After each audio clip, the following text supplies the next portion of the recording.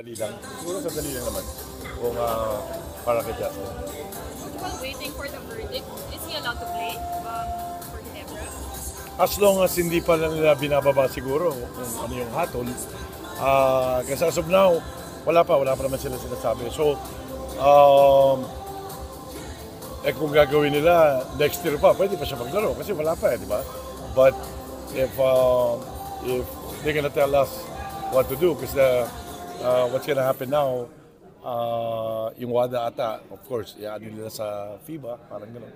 And PBA is under FIBA, so we just need to follow rules kung ano talaga ang gusto nila. We'll see.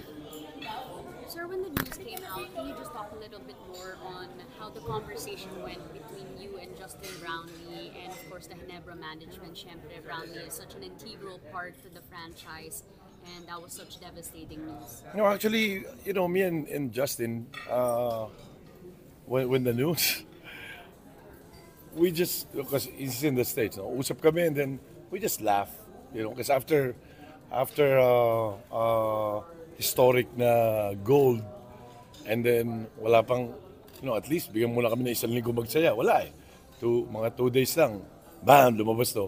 So we talk, Justin, yeah, then nagtawa na lang kami pareho. Kasi, ano namin doon is, we did our very best para mapasaya ang mga Pilipino.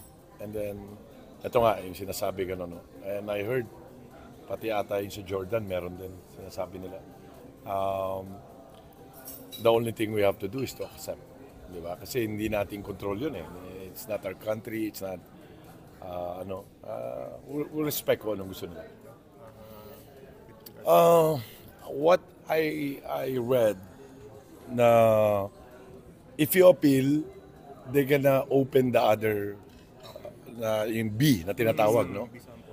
But if you're gonna look at it, yung process itself, A and B is the same urine, right? So why you're gonna tell them to open it, questioning them, or iko-contest mo, yung bubuksan ganun din, di ba? So kung ako tatanungin, hindi ko na iko-contest, ba't mo pa ko-contest pareho yung laman, di ba? It's like pagbukas mo nung A, yung namilip, 2 crispy pata, bubuksan mo pa, parang crispy pata yun, di ba? Hindi naman nakatakip yun, pag bukas mo, mabugulat ka. Hindi, alam mo na yun ang laman. So, we'll never know. So sabi ko, hindi na lang siguro. Pero Gob, yung kasi di ba, pwedeng 2 years, but pwede rin as low as 1 month eh. So, how do you plan to, yung appeal na parang at least ipababa yung sanction ni Justin? Kasi yun nga, based on nababasa ko, no, it's yung nakita nila, of course, it's prohibited there, it's prohibited here, but hindi natin alam kung ano it's not steroids na nakaka-enhance or anything. So, I really don't know the effect kung ano man yun, no. So, hindi natin alam kung anong, depende sa kanila yun kung paano nila interpret kung ano talaga yung kay Justin. Again, kami ni Justin parang we talk normal na parang what? Ganun. Tapos wala, okay lang kami, di ba?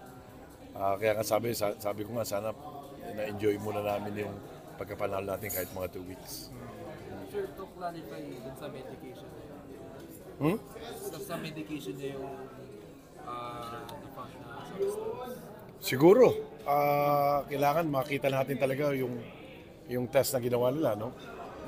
Basta ako natatandaan ko, way back, remember, merong mga players sa PBA na dinrug test natin na positive, na may lumabas ata parang shabu, di ba? Tapos sinususpend natin, na ganito, yung palang iniinom nila, yung parang supplements like hydroxycat, ganito, may pang paano yun Baka may nahalo doon na hindi natin alam, di ba?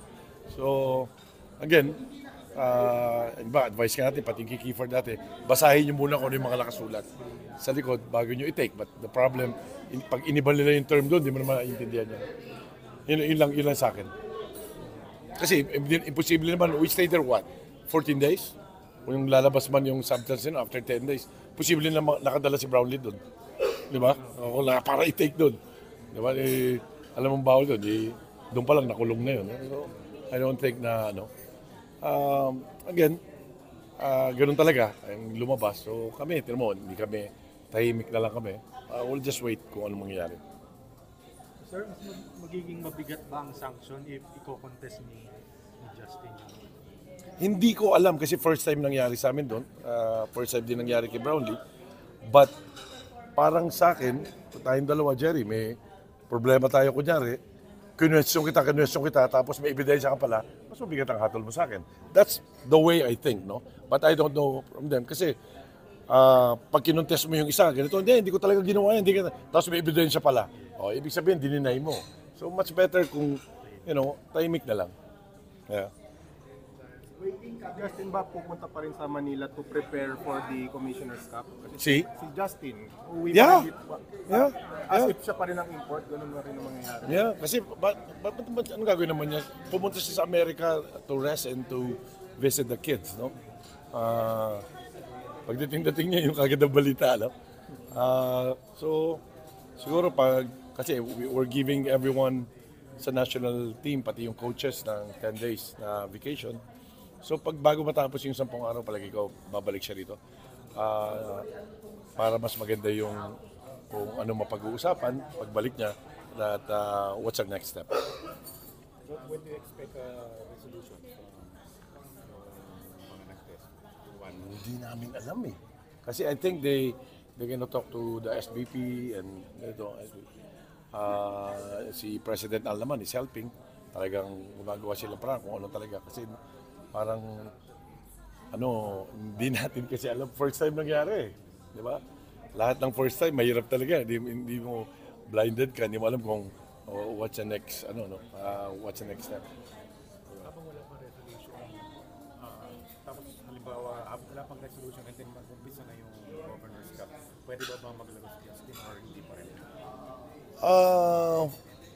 Sa totoo, hindi ko alam yung rules. But if ako tatanungin mo, like for example, pinalaro namin si Justin, baka kala yung nag-imbestiga, sinasadya namin. Di ba? So makakasakit pa. Lalong mas makakasakit sa Ginebra. Kunyari, nag 3-0. Tapos sabihin niya, hindi pwede yung maglaro yun. I-forfeit pa yung game. Di ba? So, we're just gonna go with the flow. Kung ano talaga mangyayari. So, total, pagod din si Justin. Pagpahingay mo na namin, di ba? Tingnan natin. Pero pag papayagan nila, bakit hindi? Kasi I think lahat ng Pilipino, after what happened yung sa Asian Games, they want to see Justin again playing sa Ginebra para supportahan nila. Makita nila kung paano niya sinacrifice. Remember, he's only 85%. Talagang inaayos lang ng mga PT natin. That's what Doc Alnas told me. Bago kami umalis, talagang makikita nyo after every practice, after every game, umiika-ika yun. So he's taking his medicine. When you say official word from PBA, official word from official word yung inaantay niyo, sir? Hindi sa PBA. Kasi kung sa PBA, siyempre gusto nila palaruin yun. Official word from... Yeah, hindi naman PBA nagsabi na may nakitang substance sa kanya eh. Diba? Asian Games yung sa drug testing doon. It's not PBA. Official word from the drug tester. Yeah, kung what's their next step? On the B test, yan po. Ganon. Kasi parang ang pagkaalam ko, mag-i-email sila, tatanungin, do you want to open the B? Yes. Diba? Siyempre, sa akin, ganun sa akin eh. Kung ako lang tatanungin, siyempre, depende yan sa SBP o kila Brownlee, kung gusto nilang pag-usap. Basta sa akin ganito. Pag pinagbintangan mo ko, at lumaban ako, at may ebidensya ka, pag pinakita sa iyo, mas grabe hatol sa iyo. Yes. Right? So, sa akin, yun ang hatol nila. So, we'll see, tingnan lang natin. Sinasabi na pwede mapababa kasi hindi naman enhancement, ganyan-ganyan. Hindi ko alam. I never tried that. So, Yes. hindi ko alam kung ano talaga. Yes, sir. Thank you. So si Justin habang finish. Doon, parang siya lang eh. Siya lang, saka yung si Jordan. Di ba? Pati si Jordan daw. Ano naman, parang steroids ata, sabi nila. So, wala tayong magagawa doon dahil after the championship, after the gold, we're in the restaurant, nasa hotel kami, naghihintay kami. if I'm not mistaken, dumating si Justin mga 1:30 a.m. Talagang ganun katagal, no? So, hindi namin alam kung ano, kasi ganun katagal yung testing. Alam ko marami, hindi ko alam kung gano'ng karami. Tinanong ko si Justin, mahaba ba yung pila? Sabi niya, hindi, ako lang, isa ka lang, pero matagal lang daw yung nangyari. Yeah, sure.